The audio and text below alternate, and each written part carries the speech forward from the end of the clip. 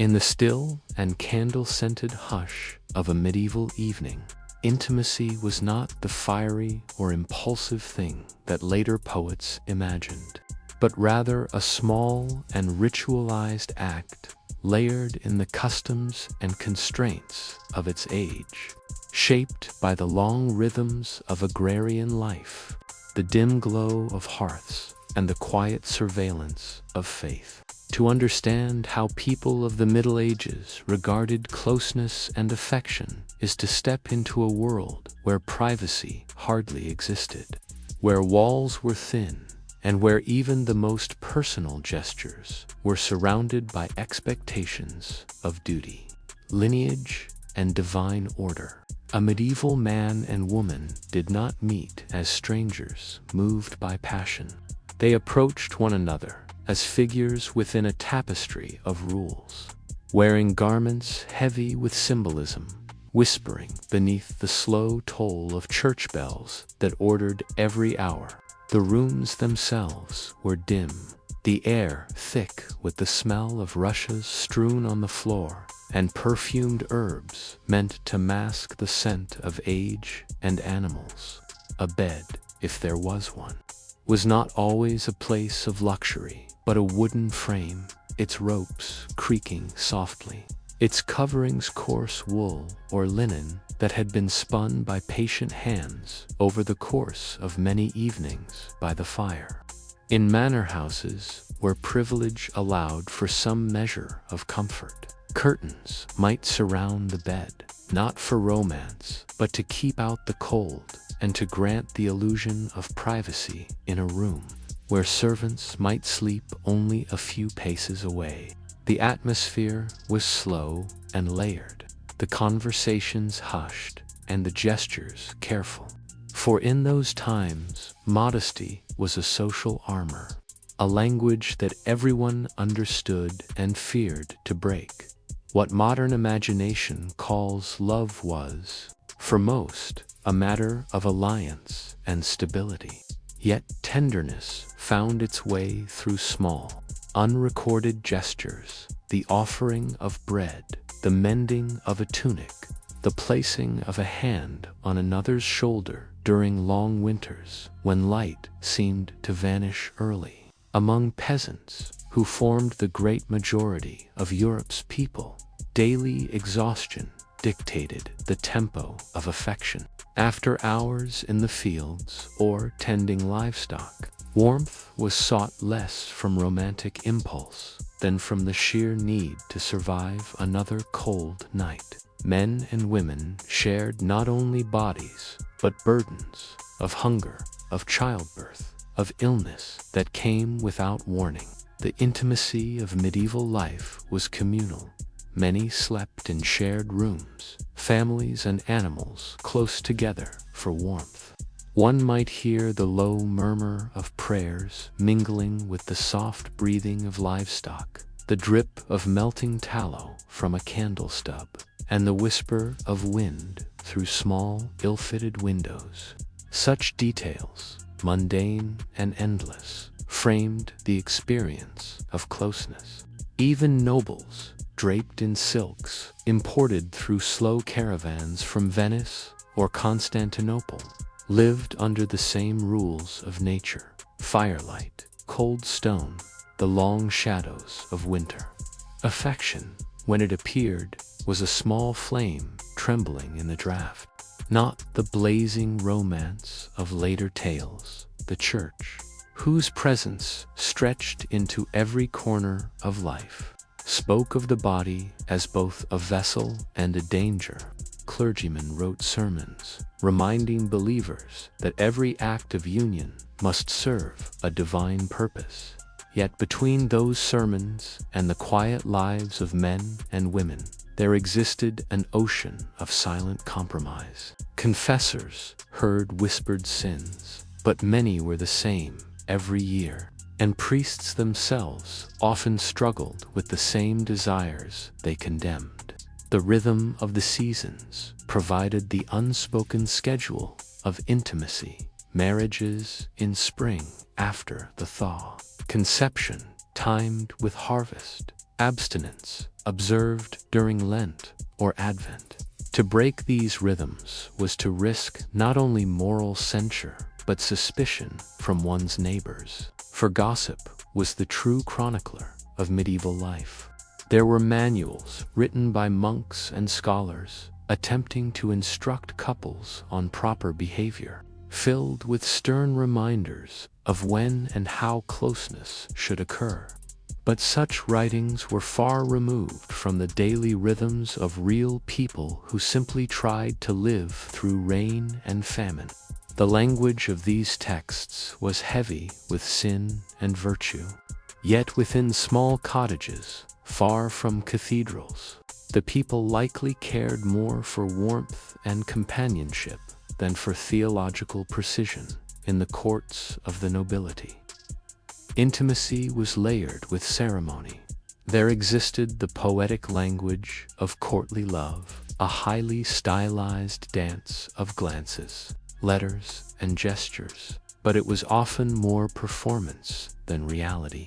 A lady might receive a poem from a knight professing eternal devotion, yet both would understand the act as part of a social code, not a promise of real union. The troubadours of southern France sang of love as suffering, of distance and yearning, for it was safer to sing of longing than to speak of fulfillment. Real unions, meanwhile, were arranged to secure property, peace, and alliances. A noble wedding was less about affection than about parchment and seal, witnessed by the local priest and recorded in chronicles. Yet even here, behind the heavy curtains and the carved oak beds, the same simple human feelings crept in: nervousness, curiosity, tenderness perhaps, and later, a quiet companionship that might last decades. The medieval world was not devoid of emotion. It simply measured it differently through patience, duty, and endurance. Within monasteries and convents, a different kind of intimacy flourished, spiritual, restrained, but deeply emotional in its own way. Nuns and monks spoke of divine love in terms that echoed human desire, describing their devotion to God as a kind of holy yearning. Many left behind letters filled with longing not for earthly embrace, but for spiritual union, a closeness expressed through prayer, silence, and shared labor. In the long, echoing corridors of stone cloisters, one could imagine the soft shuffle of sandals, the scent of parchment, the steady rhythm of chanting that filled the hours between dawn and nightfall. Even here, where celibacy was sworn, the boundaries between spiritual affection and human tenderness blurred. Compassion and care were not forbidden. They were transmuted into acts of service, tending the sick, feeding travelers, comforting the dying. These gestures, gentle and constant, were the quiet heartbeat of medieval compassion. The textures of life were rough and unpolished, and so too were the gestures of love. Cleanliness was an aspiration more than a reality. Water was fetched from wells or rivers, often cold and murky, and bathing was rare outside of cities or monasteries with bathhouses. The scent of herbs, smoke, and sweat was simply the scent of life. To touch another person's skin was to touch the surface of the same world, the soil, the wood smoke, the rain. Clothing was layered and cumbersome. To disrobe was not an act of sensuality, but of labor. Yet within those slow, practical movements, something tender could still dwell. A shared glance across a candlelit table, the exchange of a small charm or ribbon, the slow rhythm of hands working together, these were the true symbols of affection. It was a world where love spoke softly, often without words, carried on the same air that moved through narrow streets and fields heavy with grain. And so, When night fell and the bells ceased their tolling, the medieval home settled into stillness. In villages, the moon cast pale light over thatched roofs, and distant dogs barked at unseen things. Within the small rooms, shadows pooled like dark water, and couples lay side by side, not always out of desire, but out of custom and comfort. The sounds were few: a sigh, the shifting of straw in a mattress, the soft creak of timber under wind. Tomorrow would come with the same rhythm: work, prayer, meals, and the slow passing of hours that seemed unchanging. Yet in that sameness lay a strange peace, a quiet understanding that affection, however limited or constrained, was still part of the human fabric. It existed not in grand gestures or declarations, but in endurance, patience, and shared survival, the gentle, slow-beating heart of medieval life. In the soft and misted mornings of medieval Europe, marriage was less an act of choice than a passage through which nearly every life must travel. A door built not of passion, but of expectation, sealed with vows that echoed through small chapels and across low stone villages. The idea of marriage was so interwoven with the rhythms of existence that few ever questioned it. It was as inevitable as the turning of the seasons, as ordinary and yet as solemn as the tolling of the parish bell at dawn. For the peasant, marriage meant survival, a partnership bound by the labor of plowing, sowing, weaving, and tending. For the merchant or noble, it meant property, alliances, and the slow weaving of bloodlines into a stable fabric of land and title.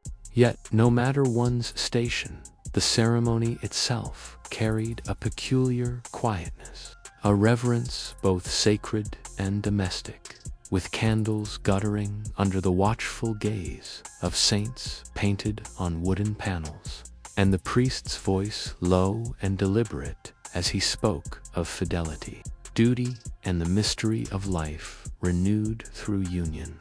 There was no grand pageantry in most places, no music or overflowing tables, just families gathered, some with calloused hands folded in prayer, others whispering about dowries and the quality of the wine.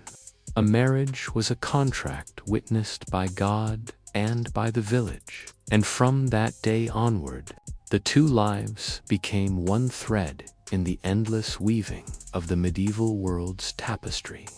Those quiet negotiations that underpinned nearly every union were as vital as the vows themselves. They were the means by which families measured hope and prudence, the slow arithmetic of survival written not in coins alone, but in animals, tools, bolts of cloth, and promises of mutual aid. In many small towns, a girl's worth was tallied in goats, in the condition of her father's plow, in the number of hens she might bring to her husband's household. For wealthier families, it was chests of linen, carved furniture, or the gleam of silverware that sealed an agreement. The talks could stretch for weeks, carried out with gentle diplomacy over ale or bread, as the elders compared kin, temperament, and fortune. And behind it all, the couple themselves, often little more than quiet figures, waited to see what their lives would become. There was rarely the freedom of affection that modern hearts imagine. Instead, there was the slow acceptance of what had been decided, a sense that the patterns of life were older and larger than any single desire. Yet within that restraint, kindness could take root, growing not from sudden attraction, but from years of shared silence, shared hardship, and the subtle familiarity of two souls learning to live within the same narrow orbit. The ceremony of marriage itself was deeply entwined with faith. In some regions, it took place on the church steps rather than inside, symbolizing that the union was part of worldly life as much as divine grace.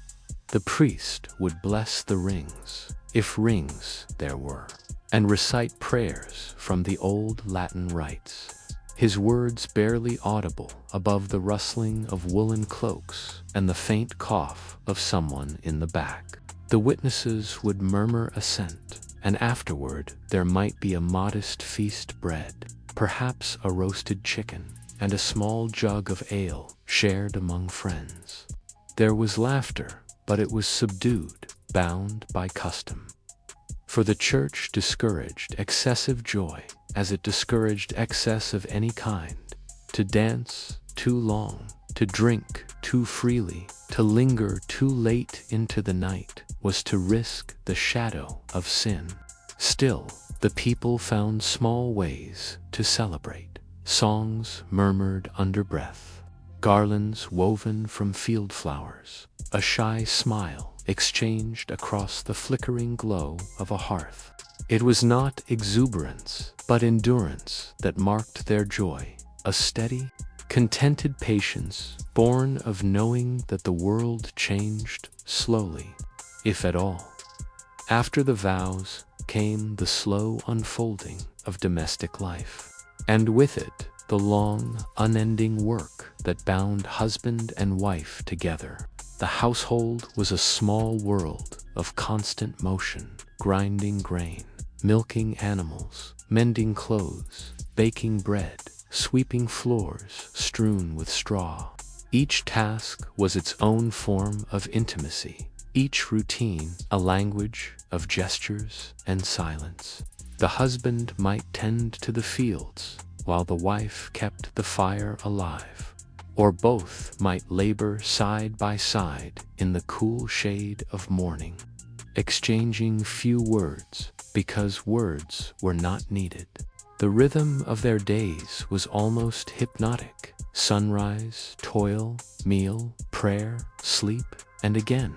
In those hours, affection did not fade but transformed. It became habit, reliability, the comfort of knowing that one's partner would always be there when the sun rose again.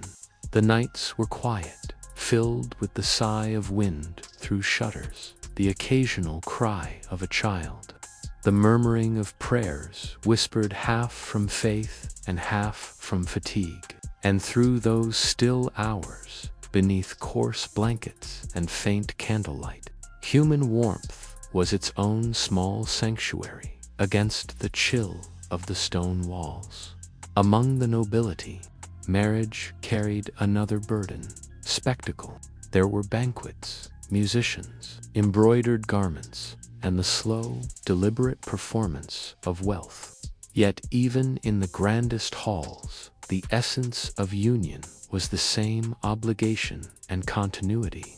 Behind the laughter of courtiers and the glitter of silver goblets lay the same soft uncertainty that any new couple might feel. The noble bride, often little more than a child, would look upon her husband with polite curiosity, sometimes fear, sometimes resolve. The air smelled of incense and wine, the chamber heavy with expectation. Servants whispered and watched. But beyond that moment, beyond the first awkward gestures and the endless discussions of lineage and heirs, life settled again into its quiet repetitions. Gardens were tended, letters written, fabrics woven, prayers recited, days blurred into years. And what began as an arrangement might, through long habit, turn into something gentler, the comfort of routine, the companionship of two souls resigned to the same duties. Not every marriage was gentle, of course. The records of the time speak of disputes, of harsh words, of absences. The law gave husbands great power, and women were often left to navigate the fragile balance between obedience and endurance. Yet even within those limits, many found strength. Women managed households, oversaw servants, bargained at markets, and passed down skills of healing, cooking, and midwifery. Their labor sustained entire communities. The medieval home was their domain, a place where daily life unfolded under their quiet governance. It was through such constancy that many found their own form of dignity and peace. To mend, to feed, to nurture, these acts, though small and repetitive, were their legacy. The heartbeat of life in a world that prized stability above all else. When one looks back upon the marriages of that era, they seem both distant and familiar. The conditions were harsher, the rules more rigid, but the essence, the desire for connection, the need for companionship was timeless. Medieval intimacy, though veiled in formality and bound by faith, was not without tenderness. It existed in glances, in gestures, in the simple knowledge of shared endurance. To love in the Middle Ages was to accept imperfection as the natural state of things, to find beauty not in passion but in patience. And when the church bells tolled once more, calling the village to prayer or marking the end of day, husbands and wives would pause in their labors, listen, and return together to their quiet homes, knowing that the same rhythm that guided the seasons guided their hearts as well. The medieval home, though modest and dim by modern eyes, was the center of everything: work, rest, family, and the quiet rituals of affection that unfolded between walls of timber and stone. To step into a home in 14th century Europe was to enter a small universe ordered by rhythm rather than comfort, shaped by the sound of firewood crackling in the hearth, by the scent of smoke and herbs that clung to everything, and by the constant hum of daily necessity. Most houses were built of wattle and daub, with low ceilings and narrow doorways that required one to stoop, and the floor was often packed earth covered in rushes mixed with dried flowers to absorb odors. There were few furnishings: a table, some benches, a chest for storage, and, if fortune allowed, a bed raised off the ground on ropes. The bed was the most intimate piece of furniture, though not always private. In smaller dwellings, children might sleep nearby, or servants might share the same room, separated only by a thin curtain.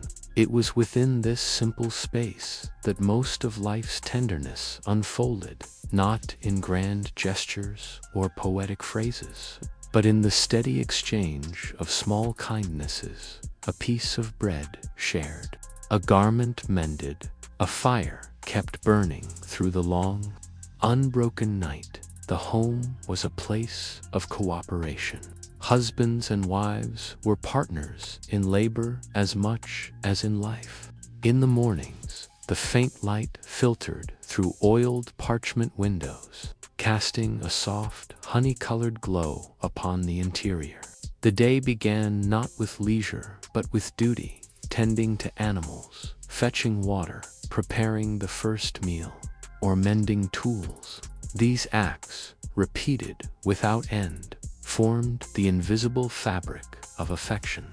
There was comfort in predictability, in the slow pace of days marked by familiar sounds: the scrape of wooden bowls, the hiss of boiling water, the soft rhythm of spinning wheels. Affection was woven into every motion, not spoken aloud, but felt in the unbroken companionship of shared survival.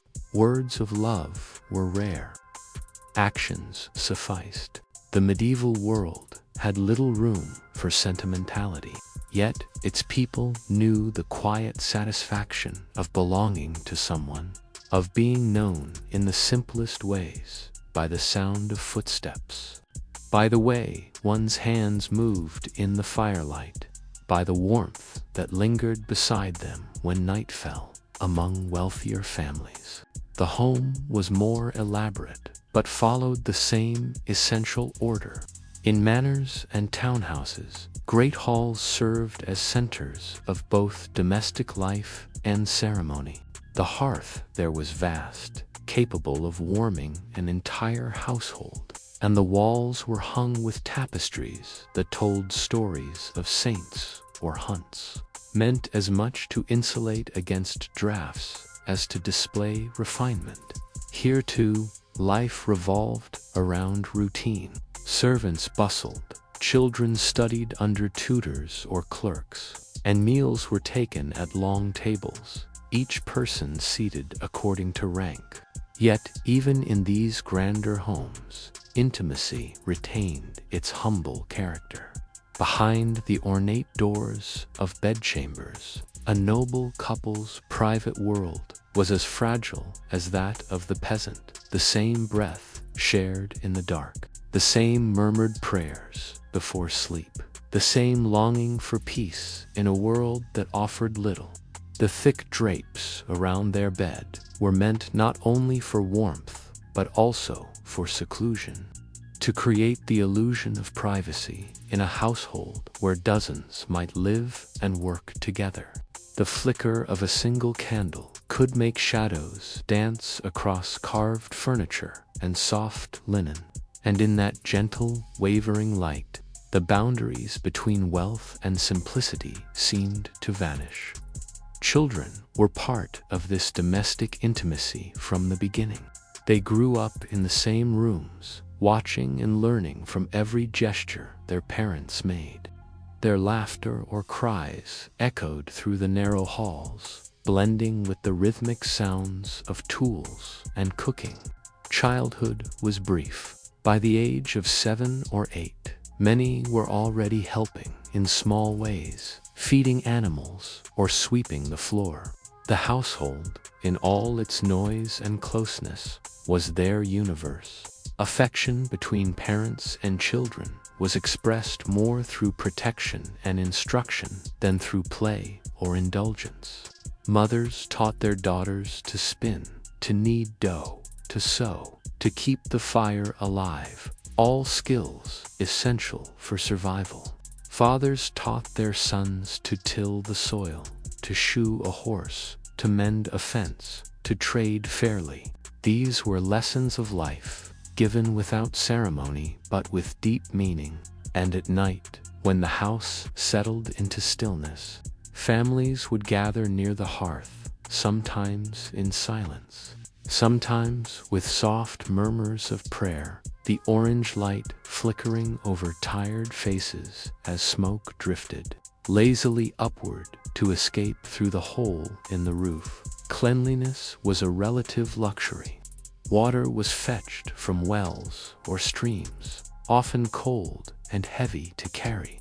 Baths, when they occurred, were small affairs. A wooden tub, some warm water heated by fire, and herbs or scented oils if one could afford them.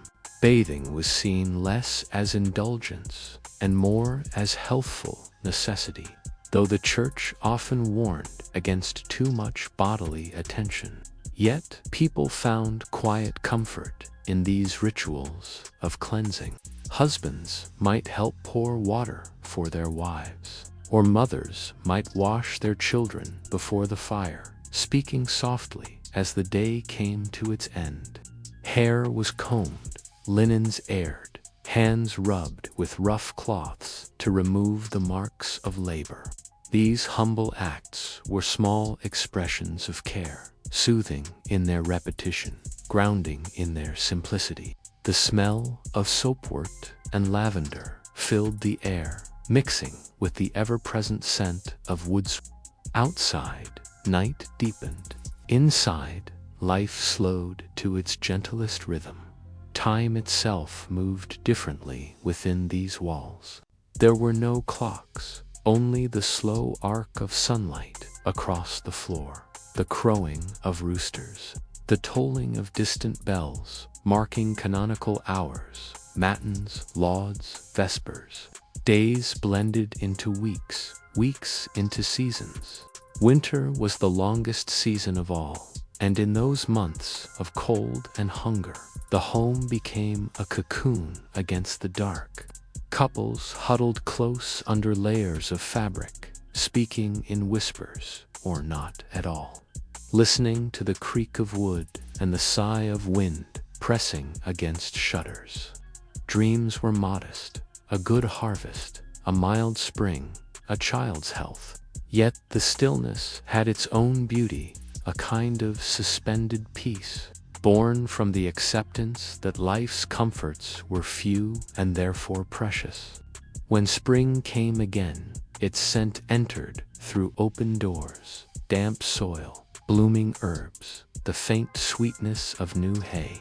Life stirred once more, as it always did. Evenings were sacred in their slowness. The fire was tended one last time. A simple meal of bread, cheese, or pottage was eaten. Prayers were whispered in Latin phrases, few fully understood, yet the repetition was comforting. The world outside was uncertain. War, famine, disease. But within these walls there was continuity, an unbroken chain of days stretching back through generations. A husband's tools hung neatly by the door. A wife's spindle rested near the chair where she had last sat, and the small relics of domestic faith, a cross, a saint's token, a sprig of dried rosemary, watched over them. In this setting, intimacy was not an act, but a presence, woven through the simplest habits of living and enduring. To lie beside another at night, hearing their breathing merge with the hush of wind and fire, was to know that one belonged to the great, slow current of life, a rhythm too steady to notice, too ancient to end. In the slow, candlelit world of medieval Europe, the body was not merely flesh and form. It was a vessel of mystery, a thing both sacred and suspect, celebrated for its life-giving power and feared for its weakness. Every movement, every touch, was weighed against the teachings of the Church, which saw within the body both the possibility of divine creation and the shadow of sin. People lived close to their bodies in ways that modern minds find hard to imagine. They worked with them from dawn to dusk, felt every ache, every change of season in their bones, and treated each sensation as part of the divine rhythm of existence. Yet the body was also a source of constant worry. Illness came without warning, hunger gnawed through the long winters, and mortality was always near. In this fragile balance between reverence and fear, intimacy took on a slower, quieter form, a ritual of care rather than indulgence, of duty rather than desire. When two people came together, they did so with the weight of centuries of teaching behind them, their gestures constrained by modesty and shaped by the quiet knowledge that what they did was part of the great cycle of creation ordained by God. The Church's voice reached into every household, shaping how people thought about their own flesh. Priests preached that the body was to be disciplined, its urges tempered by fasting, prayer, and restraint. Manuals written by clerics described in astonishing detail what was permitted and what was not, mapping out the human form like a chart of virtue and vice. Yet, behind the cloistered walls of confessionals, people confessed the same longings, the same failings, and the same quiet need for closeness. They were human, and the heart moved more deeply than rules could reach. Even the monks and nuns who swore themselves to purity were not free from the tides of emotion. They wrote letters filled with longing, not for human love, perhaps, but for divine union that mirrored it. In illuminated manuscripts, the images of saints and angels were painted with tenderness, their faces soft, their gazes compassionate, as though the artist had poured into them all the affection forbidden elsewhere.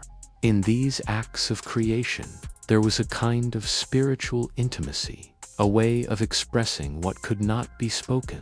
Art, prayer, labor, all were means to commune with something beyond the self. And yet all carried the same quiet pulse of yearning that made the medieval soul so deeply human.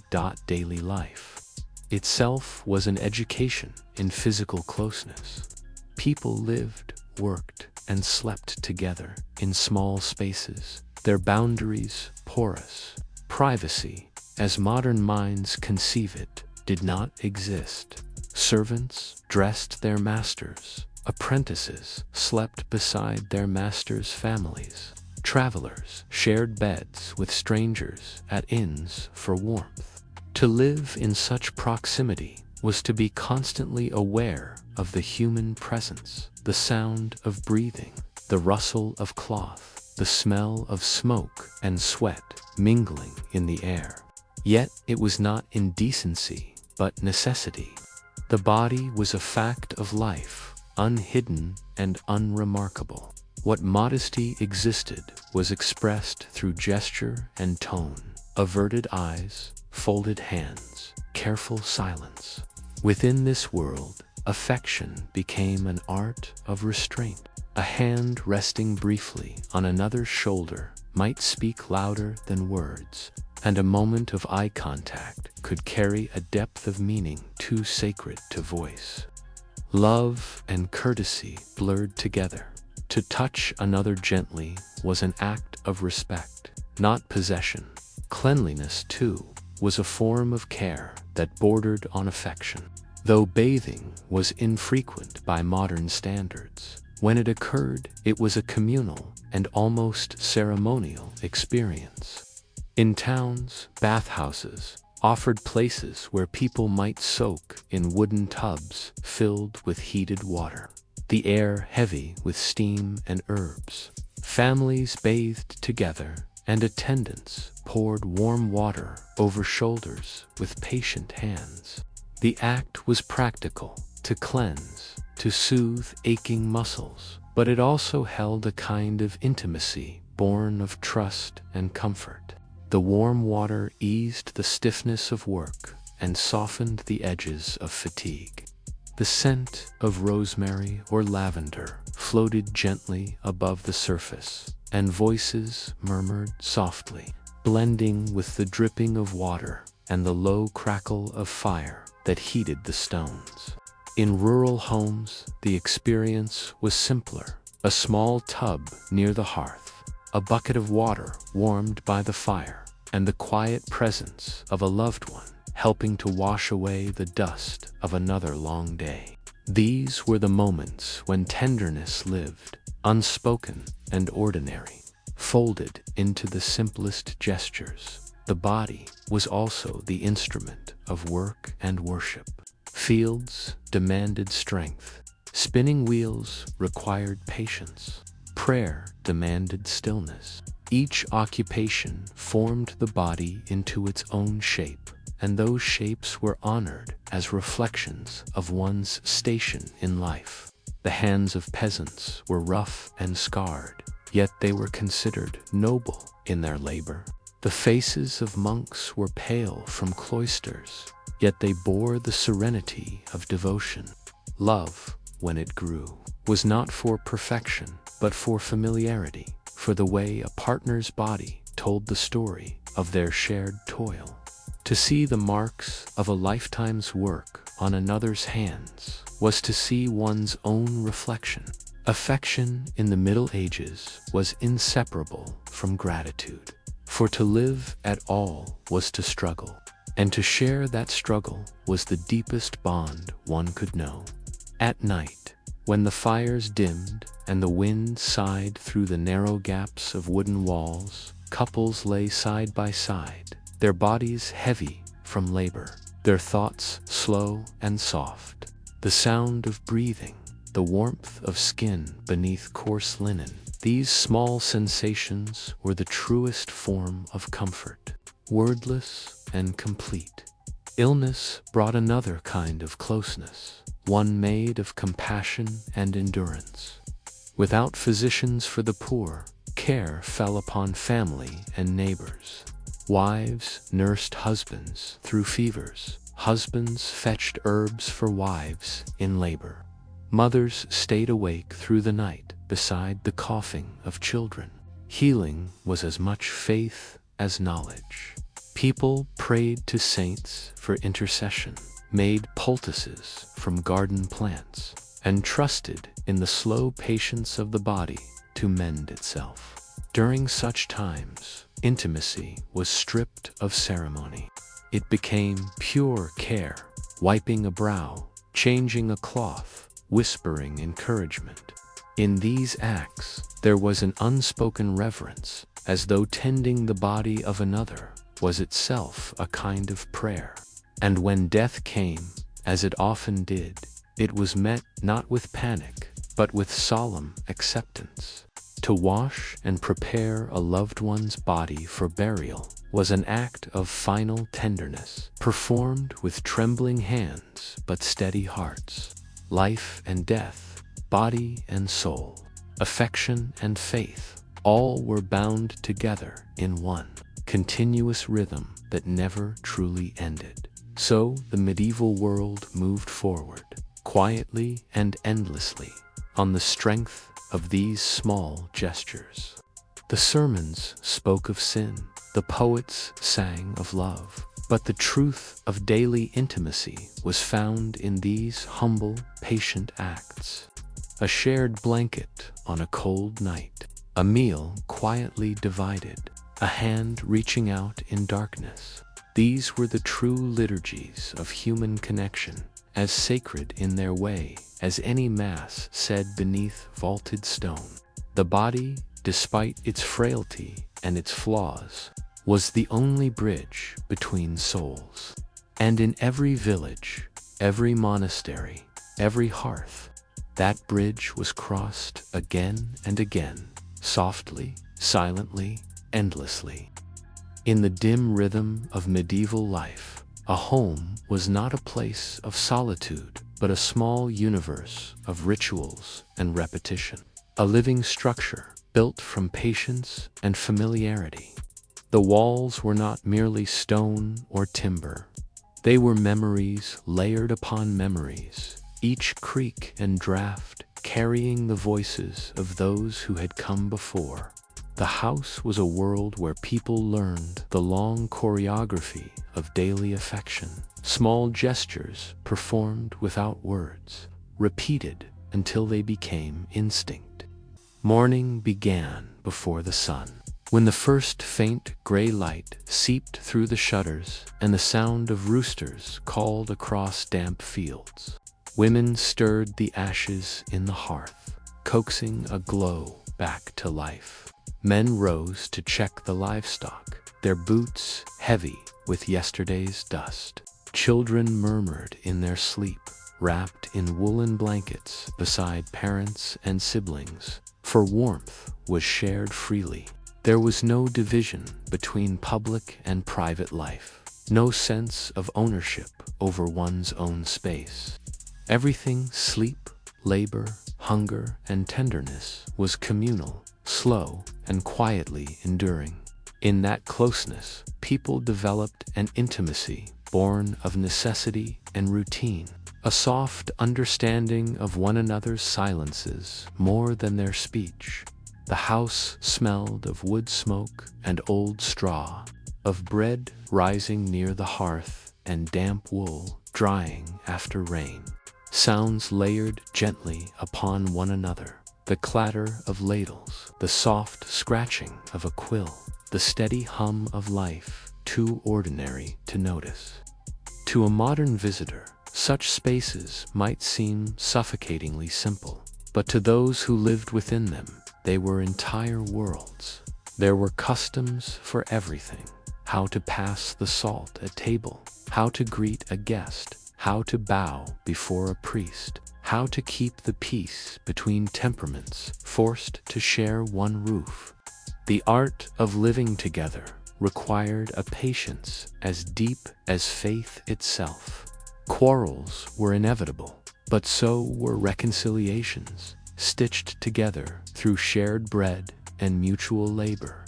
The rhythm of work smoothed away the edges of resentment. The long hours in fields and kitchens left little room for pride, and so people endured each other's faults with the same quiet acceptance they showed the seasons. Affection was not loud.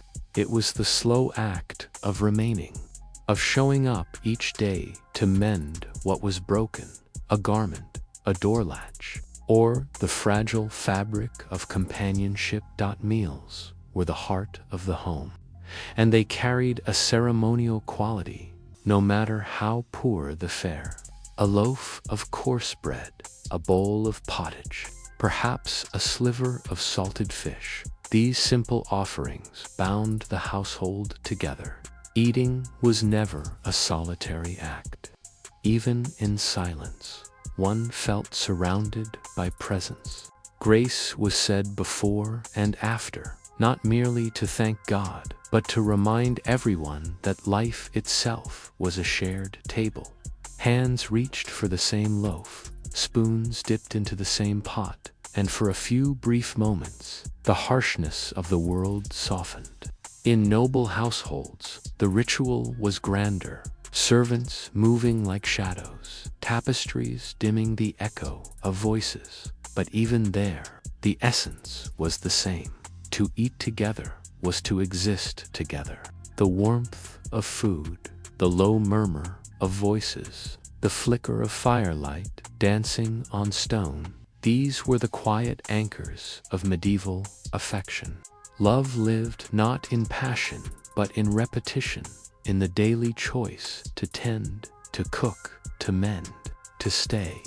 Within the house, there were few secrets. Life unfolded in full view of others. The boundaries between generations blurred. Grandparents, parents, and children shared the same hearth. In a corner, a cradle rocked gently, watched over by all. Near the door, tools and baskets lay ready for the day's labor. Privacy was rare, but trust filled its place. In such nearness, people learned the language of unspoken care.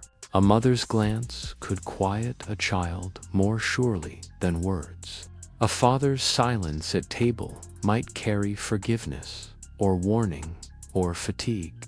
The architecture of the home reflected this intimacy. Single-room cottages, where all slept under one roof, or at most, a loft reached by a narrow ladder.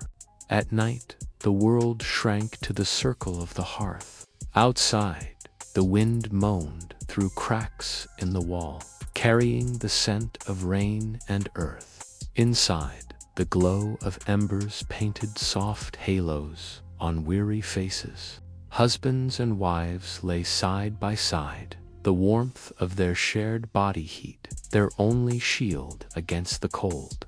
Affection was not spoken aloud, for speech was unnecessary. It was the rhythm of breathing in unison. The comfort of knowing another heart lay near. Yet the home was also a place of instruction, where children learned not only prayers and manners, but the emotional etiquette of their world. They were taught how to kneel before elders, how to wait before speaking, how to bow to the will of the household. Through these lessons, they inherited a sense of restraint that defined medieval intimacy. Love was something expressed through duty, not declaration. To care for someone meant to serve them well, to work faithfully, to guard their reputation and share their burdens. Even humor carried this gentleness, teasing that masked tenderness, laughter that eased the strain of endless toil.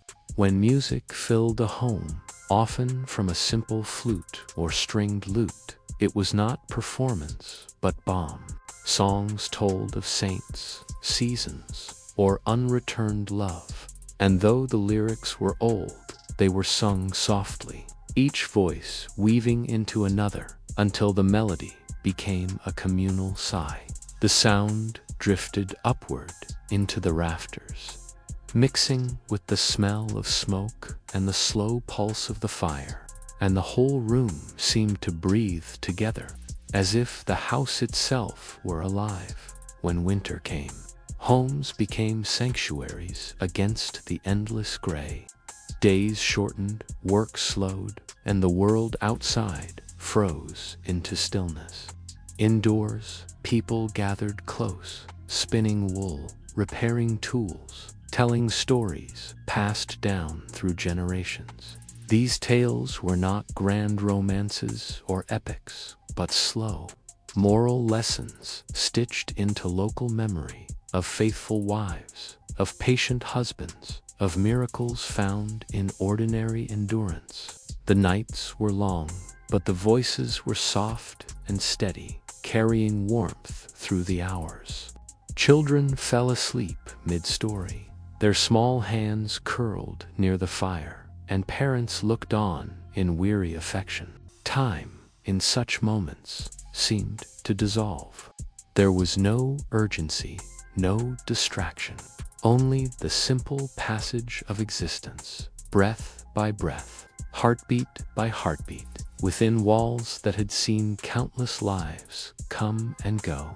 In these long winters, the medieval soul learned to rest, not in comfort, but in continuity, in knowing that one's place was part of something older, quieter, and enduring. Every home, however humble, had its symbols of devotion. A small wooden cross above the bed, a dried sprig of herbs hung for protection, a candle kept for saints' days. These objects reminded the living that love, like faith, was maintained through small, consistent acts. To tend a flame was to keep both warmth and spirit alive. The medieval household was not romantic, but it was deeply faithful, not in doctrine alone, but in the daily practice of care. Life was hard, often cruel, yet within the narrow frame of routine there lay a hidden grace. The act of rising each morning, of kindling the fire, of sharing bread and labor, all these were quiet confessions of affection. The closest most people ever came to poetry. They did not need to say, "I love you." Their hands said it. Their presence said it. Their endurance said it more eloquently than words ever could. And so the medieval house, small and dim by the measure of later centuries, became a temple of humble continuity. Its beams darkened with smoke, its floors worn smooth by generations of feet, its air dense with memory, all bore witness to the slow, unspoken tenderness that filled it. It was not a house of passion, but of patience, a place where affection took the form of labor, and love, though rarely named, was always felt. The medieval home was, in the end, a living heartbeat, steady, ordinary, eternal. In the long corridors of medieval belief, modesty was more than a virtue. It was the scaffolding upon which society rested, a silent rule that shaped gesture, clothing, thought, and even the rhythm of conversation. To understand intimacy in that age, one must first understand the stillness that governed it. The church, ever watchful, stretched its shadow over every household, every whisper, every flicker of human warmth. It did not merely preach chastity, it wove restraint into the texture of daily life. From the moment of waking, people were reminded of their duty to remain pure in mind and modest in action. The morning prayers, murmured while the first light glowed upon rough wooden floors, included not only petitions for health and harvest, but also for control over the body's impulses, over desire and imagination. The medieval world, ever fragile, feared the chaos of human longing as much as it feared famine or plague. And so, to keep that chaos at bay, it built walls of silence, of ritual, of obedience, and called them virtue. Clothing itself was a sermon on humility. Layers upon layers, rough or fine, depending on one's station, concealed the body's shape beneath folds of linen and wool. A woman's hair, considered her crowning beauty, was veiled after marriage. To let it loose was a mark either of maidenhood or disgrace. Men wore tunics that reached the knee, girded by belts that signified their craft or class. Color, too, spoke softly of virtue or excess, muted earth tones for the pious, bright dyes for the wealthy who risked vanity. Tailors knew how fabric could both reveal and conceal, and the church approved the latter. Even noblewomen, who draped themselves in silk or brocade, were expected to balance elegance with restraint. A neckline too low, a sleeve too tight, could draw censure from priest and neighbor alike. Thus, modesty became not just a practice, but an art of disappearance, a way of living that hid the self within layers of propriety until even one's own reflection seemed distant. Speech was likewise measured. Words were to be weighed as carefully as gold coins, for the wrong phrase could wound the soul or betray forbidden thought. Flirtation, that delicate play of wit and curiosity, survived only in coded forms, in the metaphors of troubadour songs or the chivalric gestures of courtly love, where knights pledged devotion from afar, declaring worship rather than possession. Yet even these stylized affections were bounded by rules, more symbolic than sensual. For most people, love was not declared in words at all. It was shown through patience, through toil, through the quiet persistence of duty. A man's silence at table might speak more of affection than any verse. A woman's gentle repair of his torn sleeve, done without comment, was its own language of devotion. Intimacy, when it existed, moved beneath the surface of speech, soft, invisible, understood but never proclaimed. Religious instruction guided the emotions as much as the mind. From pulpit to confessional, priests reminded their flocks that the flesh was a vessel both sacred and dangerous. Desire, left untamed, could lead the soul astray. Even dreams could be traps laid by the devil. And yet, there was no total denial of human closeness, only a careful containment of it. As fire is contained within stone walls to give warmth without destruction, marriage was the sanctioned hearth for this warmth, a union not of passion but of purpose. Husbands and wives were taught that their union mirrored the harmony between Christ and the church, solemn, disciplined, ordered. They shared not only a bed, but a moral responsibility to protect one another from sin. Within this framework, tenderness had to hide itself behind duty. The sweetest gestures were often the smallest ones, a shared prayer before sleep, a hand briefly touching another beneath the table at supper, a smile exchanged during the harvest when words would have drawn notice. Love endured, but it learned to move in shadows. Confession played a curious role in shaping this inner life. Men and women knelt in dim chapels, whispering to priests about thoughts they barely understood themselves. The confessor's voice, steady and patient, transformed private turmoil into ritualized repentance. For many, this act was not only about forgiveness but relief, the lifting of an invisible burden carried in silence. And yet, it deepened the sense that emotion itself was dangerous, that to feel too much was to risk the soul. Thus, the medieval heart became cautious.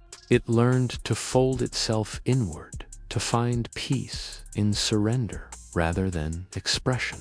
And in that stillness, people discovered a strange kind of serenity, not joy, but calm, not freedom, but acceptance. The world outside was unpredictable, full of wars, storms, and rumors of plague. But within the confines of obedience, there was safety. One could rest, knowing that each rule, however severe, held back the abyss. Education, limited though it was, reinforced this hierarchy of modesty. Boys learned Latin and scripture, if they were fortunate. Girls learned silence and service. To speak too boldly was a form of pride, a sin as grave as greed. Yet, even here, a gentle humanity glimmered through the sternness. Mothers taught daughters not only how to sew or knead bread, but how to listen, truly listen, to the moods and silences of those around them. Fathers taught sons not only trade, but the unspoken etiquette of restraint, how to bow before a superior, how to endure insult with dignity. In these lessons, the medieval world passed down its most enduring legacy, the art of quiet endurance.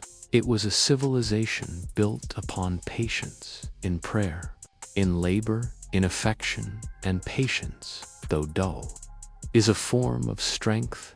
Festivals and holy days offered brief relief from the weight of restraint, though even joy had to obey its boundaries.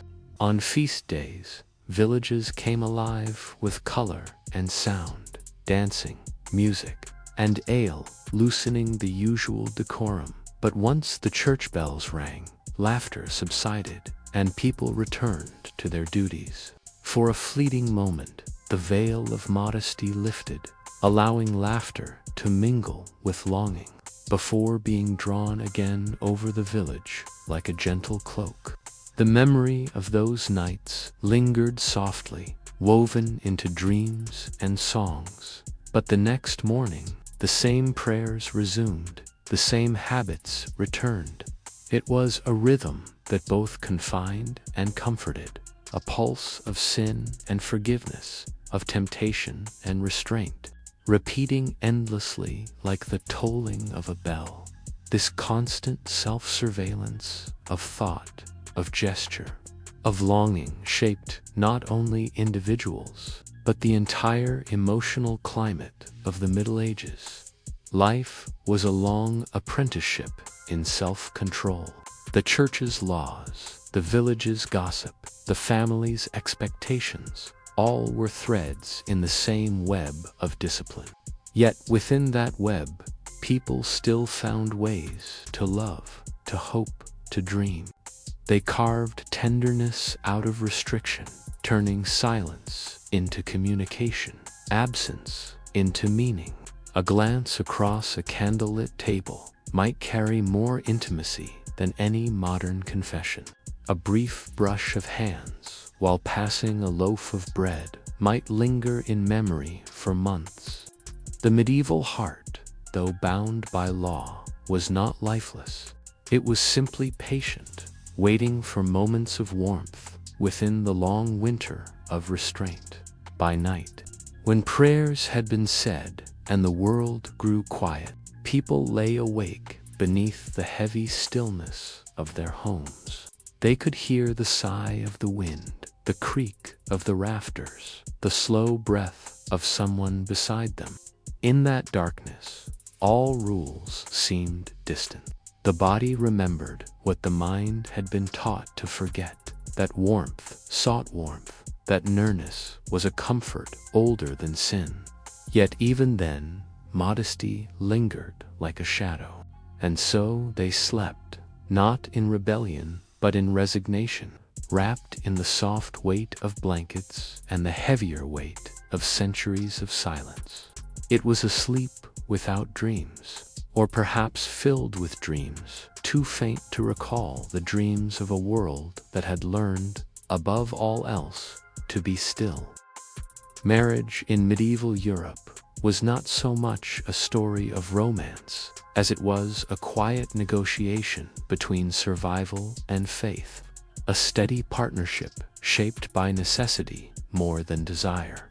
To modern eyes, it might seem cold, but to those who lived within its boundaries, it was the natural rhythm of existence, the way one life merged into another through the slow weaving of years. Most marriages began not with love, but with arrangement. Families met, priests advised, dowries were discussed, and alliances were sealed with handshakes and blessings. A girl of 14 might be promised to a boy of 16, or sometimes a man twice her age, and though her heart might tremble with uncertainty, the decision was rarely hers to make. The Church saw marriage as a sacrament, not a choice, a covenant as binding as any vow before God. And so, once the union was pronounced, the two souls were joined not only in name, but in destiny, their fates entwined like the threads of a rough linen cloth, plain but enduring.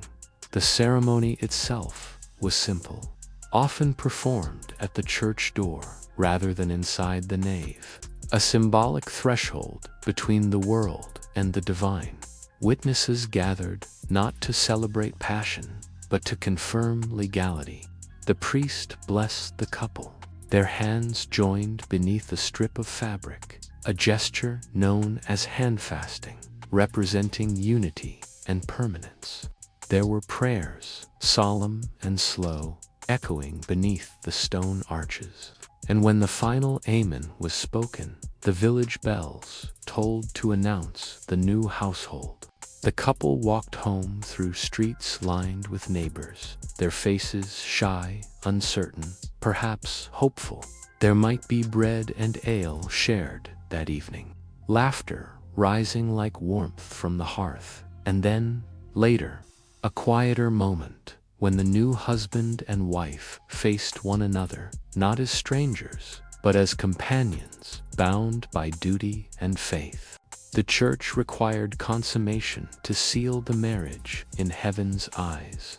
Yet even this act was surrounded by ceremony, candles lit, prayers murmured, blessings invoked. It was not indulgence, but obligation, another thread in the tapestry of obedience that governed their lives.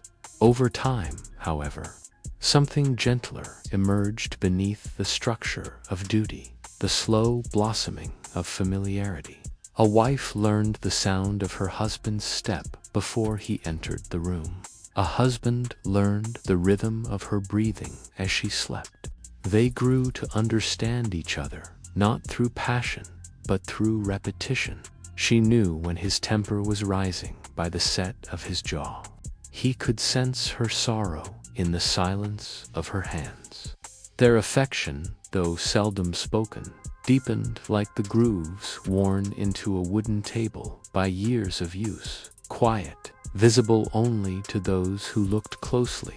In peasant cottages, couples shared labor as they shared life. She baked bread while he mended the roof. He plowed fields while she spun wool. Their partnership was practical, but within that practicality lived a deep, unspoken care. Each depended on the other completely for food, for comfort, for survival itself. And in that dependence, a strange tenderness took root, patient and enduring as the seasons. For noble families, marriage carried different burdens. Among the wealthy and titled, the union was a tool of politics and inheritance, a bond forged to secure power or peace. A count's daughter might be married to a rival's son to end a feud that had lasted generations. In such households, affection had to find narrow cracks in the mortar of strategy. Yet even in the cold halls of castles, warmth found a way. Behind embroidered curtains and under heavy blankets, whispers replaced vows, and companionship replaced calculation. A nobleman might come to trust his wife's counsel more than that of his knights. A noblewoman might find in her husband's weary eyes a reflection of her own fatigue with duty. Slowly, inevitably, life softened even the hardest alliances. They mourned together when children were lost, rejoiced when harvests prospered, and shared the same quiet prayers at night. Power faded at the edge of candlelight, and they became, for a few hours each day, simply human again. Marital affection in the Middle Ages was rarely dramatic, yet it could be profound. Husbands were taught to guide their wives with kindness and authority, while wives were instructed to obey with grace and patience. The imbalance was clear, but within it existed a mutual recognition that both were bound to one another by divine order, and each bore responsibility for the other's soul. To fail in care or fidelity was to endanger not just love, but salvation. Thus, devotion was often expressed in moral language. A good wife was praised as virtuous, a good husband as just. They prayed together not only for worldly blessings, but for forgiveness, for guidance, for endurance. It was a kind of shared spiritual labor, and through that labor, a fragile intimacy took form not through confessions of affection, but through the simple act of living one's vows daily. Even when the heart was tired, children, when they came, changed everything. A child was not only joy, but proof of divine favor, a sign that the household was blessed. Mothers were honored for their fertility, fathers for their provision. Yet the burden was heavy. Childbirth was perilous, and many women did not survive it. In those moments, husbands knelt beside sickbeds and prayed with desperate sincerity, voices trembling in the candlelit dark. If the mother lived, gratitude filled the home like sunlight through a narrow window. The couple, having passed through fear together, found their bond deepened, though they rarely spoke of it. If she did not, the widower's silence became a monument to love unspoken. For love in the medieval world was not proclaimed in verse or song. It was carried in silence, in endurance, in the willingness to remain faithful to memory. Even in its sorrow, marriage retained its dignity. There were no grand romantic gestures, no feverish letters or endless declarations. Instead, there were small, repetitive acts that slowly accumulated into meaning. The tending of a shared garden, the mending of clothes, the saving of seeds for next season. In these quiet rituals, couples found their rhythm. Time moved slowly in the medieval home, marked not by passion but by presence. Each day began with prayer, ended with rest. And between them lay 1,000 small labors, each performed for the sake of the other. The church may have prescribed the moral boundaries, but within those walls of obedience, people still found tenderness. It was not the tenderness of poets, but of farmers and artisans, humble, enduring, and infinitely patient. As the years wore on, the young became the old. The husband's beard turned gray, the wife's hands grew lined, their steps slowed. They had buried parents and children, seen harvests fail and return, endured plague and drought, and still they remained side by side, two souls weathered by the same winds. In the evenings, they sat together before the hearth, saying little, content with the shared silence of long companionship. Sometimes, when one dozed, the other would watch the firelight flicker across their face and feel, quietly, the echo of a life spent together. There was no need for words. The story had already been told, every day, in the way they had chosen, again and again, to stay. And so, in that humble endurance, marriage revealed its truest form, not the fleeting spark of desire, but the steady, unbroken glow of presence. In the quiet evening of the medieval world, when the long toil of years had settled into the steady rhythm of age, intimacy changed its shape once more, softening into something almost imperceptible. Not passion, not even affection as we might understand it now, but the serene companionship of endurance. The village grew older alongside its people. Roofs sagged a little lower, doors leaned, and paths wore deeper grooves from the same footsteps traced across decades.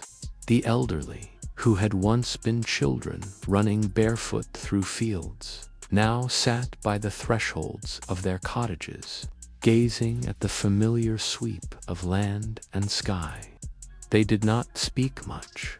Words, like the energy of youth, had thinned with time. What remained were glances, gestures, and silences full of meaning. A wife adjusting her husband's cloak before he went to market. A husband steadying his wife's hand as she lifted a bowl of soup. These small exchanges became the last language of love, not dramatic, not poetic, but enduring, and therefore sacred. The rhythm of their lives slowed until even the passing of days seemed to merge into one long afternoon. Mornings came with the faint toll of the church bell, the scent of damp earth rising through the open window, and the soft bleating of distant sheep. Old men stretched their backs and muttered prayers, grateful simply to feel the air upon their skin. Old women lit the hearth and mended small things, a torn sleeve, a frayed hem, a cracked basket. Each repair was an act of quiet devotion, as though by mending the objects of their home, they could hold the fragments of life itself together. Theirs was an intimacy of endurance, the kind that arises when two people have weathered hunger, loss, and countless winters side by side, and find comfort not in words or gestures, but in the mere presence of the other. They no longer needed to speak their affection. It was written in the way they shared silence without discomfort. In such homes, the sounds of life were gentle.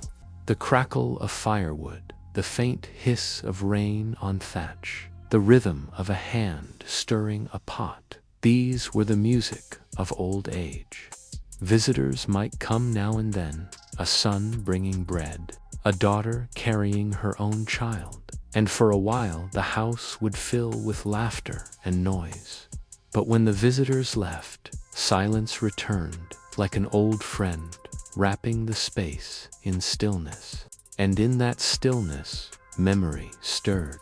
They remembered their youth, not with longing, but with calm detachment, as one might remember a dream.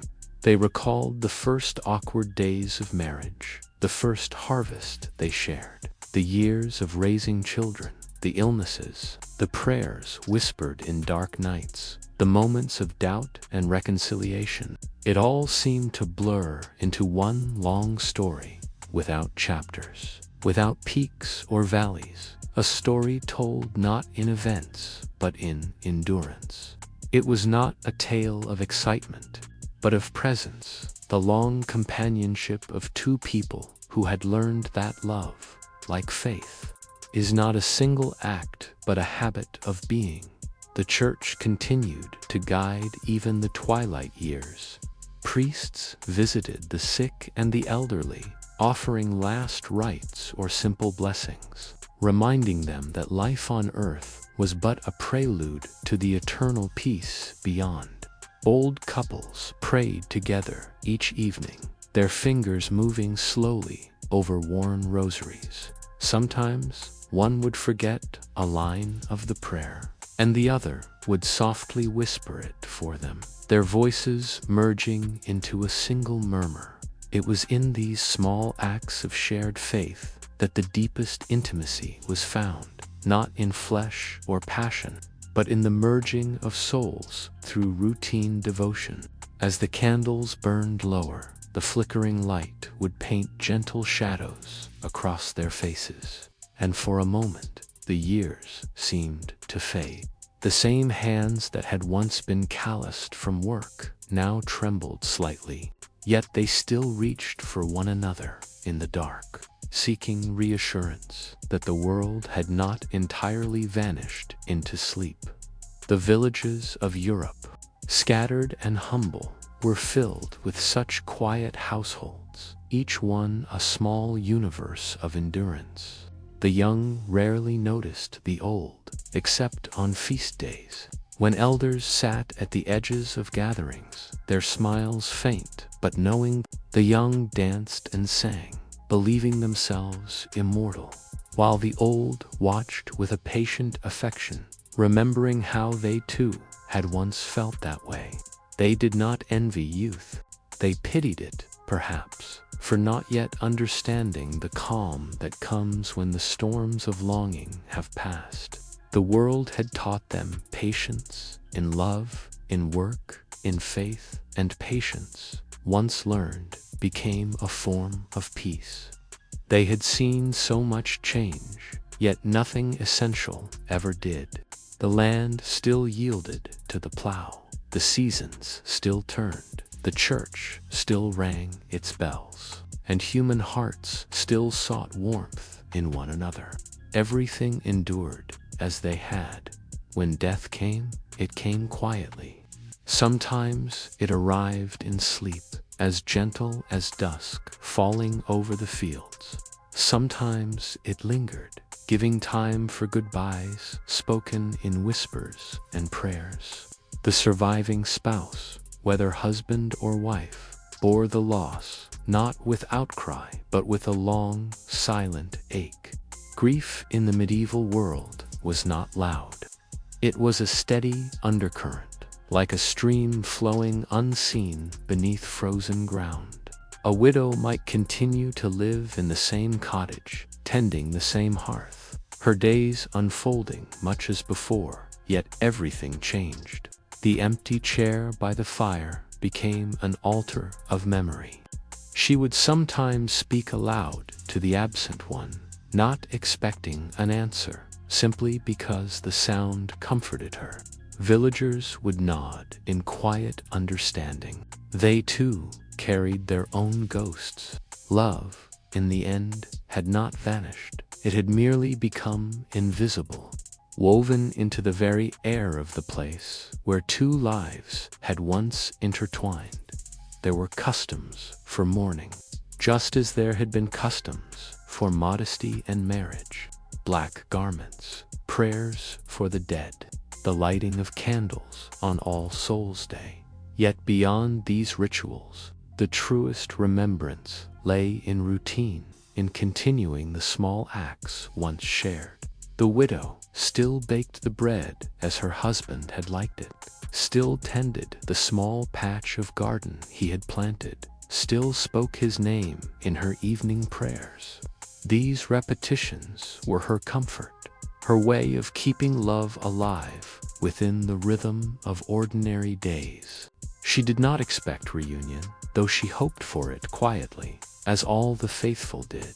The church promised that heaven awaited those who had lived in virtue, and so she pictured it as a great eternal home, warm, calm, unchanging, where all the labors of the body and soul would finally rest.